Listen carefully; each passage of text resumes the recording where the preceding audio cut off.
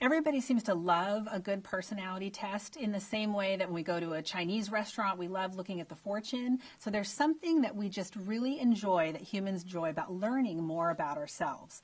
Unfortunately, a lot of the personality tests that the public is exposed to are tests that you might see on the internet, somebody sends you over email, or you might see them in a magazine or in a dating service.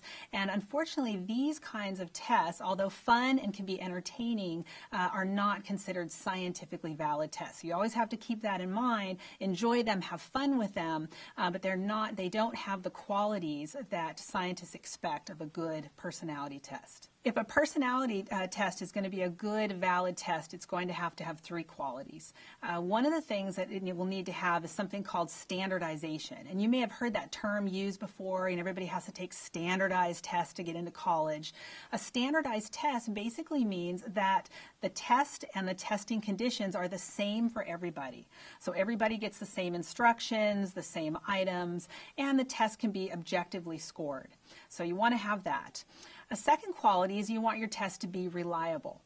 So if you imagine stepping on a scale and you look down and you weigh 150 pounds, and then 5 minutes later you get on the scale and you weigh 180 pounds, obviously it's not a good scale, it's not reliable. And the same thing is true with personality tests. If you take a test today and find out that you're very high in shyness, we would expect you, if you took the test in 6 months, you'd probably still score pretty high on shyness. So a test that has good reliability is going to be consistent across time.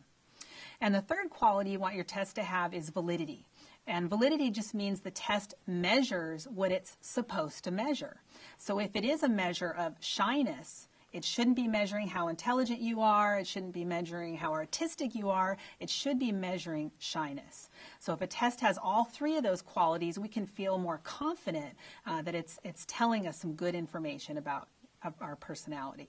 The MMPI-2, the Minnesota Multiphasic Inventory, is probably the most commonly used personality test in the United States.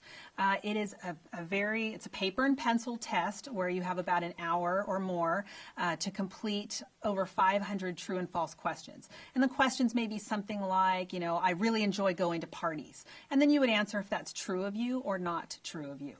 One of the big advantages to this test and why it's so popular is it has all of the characteristics of a good test. It's standardized, it has high reliability, it has good validity, and therefore it's quite useful. So it's a test that can be used in a variety of settings. Sometimes it's used, for example, to screen people for public safety positions. If somebody's a police officer or a pilot, obviously we want a pilot to be emotionally stable if they're flying the plane. So these kinds of tests, because they're so strong in those areas of good tests, we feel good about the data from that personality test. So the MMPI is probably it is the most commonly used personality test. The TAT, it's an acronym. It stands for Thematic Apperception Test. It's a really interesting test. Basically, the psychologist gives the client a series of pictures that are on cards. The pictures are intentionally ambiguous or vague. You can't really tell what's going on. Maybe it has a person's face, but the person's face is somewhat clouded, or their face is hidden by their own hand. And then the psychologist will ask the client, tell me a story of what's going on in this picture. What's happening here? Now, the idea is that because it's ambiguous, the client or the person taking the test is going to have to project their personality into the story. So maybe if they say, well, the person in the picture is suicidal, they're very depressed, they've just broken up with a boyfriend or girlfriend, the psychologist might think, well, maybe this person is having some feelings of sadness or depression or suicide. So that's the purpose of the TAT. Most clinical psychologists who use the test don't use a formal scoring system for this test, but they might find it useful as a starting point. So if they're working in therapy, they might say, let's start by exploring some of these issues of sadness, these feelings of sadness. So in that way, it can be useful. It tends not to have the same kind of validity and reliability that some of the other personality tests have. The Rorschach test, in lay terms, it's often called the ink blot test. So you may have seen this in movies or heard of this in other places. Just like it sounds, it's a test that's a series of ink blots on cards, and it looks just like someone has poured ink on a paper and folded the paper in half and opened it back up.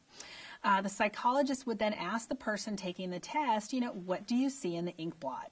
So it's a little bit like looking up into the sky and seeing the clouds and trying to pick out different shapes and so forth. What's kind of interesting about this test is that the psychologist isn't just looking at the answer the person gives.